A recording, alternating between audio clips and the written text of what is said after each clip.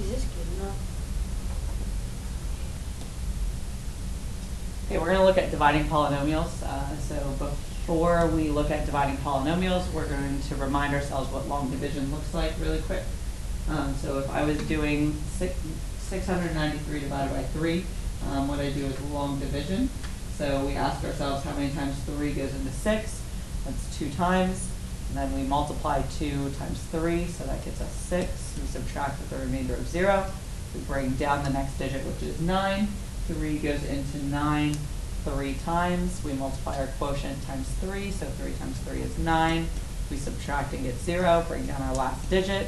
3 goes into 3 one time. 1 times 3 is 3. We subtract and get 0. And then our quotient would be 231. Okay? So when we're doing polynomials divided by monomials, we're going to do it the same way. So long division is the first method. If it asks us to divide this polynomial by this monomial, we're going to set it up as long division with the polynomial inside the house and the monomial outside of the house.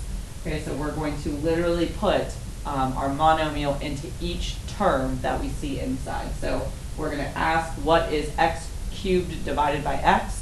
So if you need that visual, write it off to the side.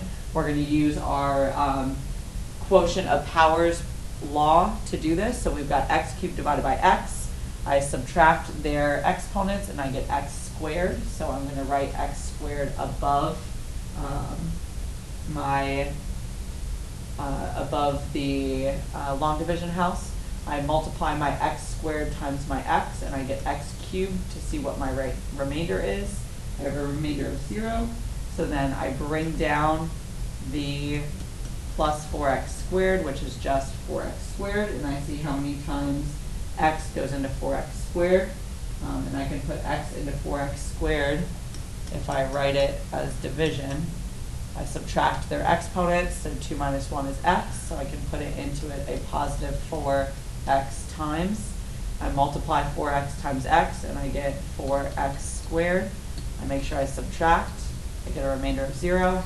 I bring down that plus by the x as my last term. I ask myself how many times does x go into 5x. So we write 5x over x. The x's simplify, so that means it goes into it 5 times. We multiply 5 times x, we get 5x. We subtract, and we have a remainder of 0. So if I'm dividing the first polynomial by x, the quotient I get is x squared plus 4x plus 5. Okay? Long division is something you're going to have to use when you get into Algebra 2 and you start doing polynomials divided by binomials and polynomials divided by polynomials. This year we're only going to look at polynomials divided by a monomial. So I showed you the long division, but I'm going to show you kind of a quicker method that you can use that we did when we did literal equations. So taking a look at the second method, first thing that we need to note is typically division of polynomials are usually given to you as a fraction, not as a statement. So they're given to you in this form instead of the previous example. It's the same polynomial and the same monomial, so we already know what the quotient should be, but this is typically how you're given it. They don't tell you specifically to divide, but you have to divide because of the fraction bar and because you have both the same bases of variables in the numerator and denominator. Okay, so our second method is we're going to use distribution. So we're going to distribute this dividing and the x to every term.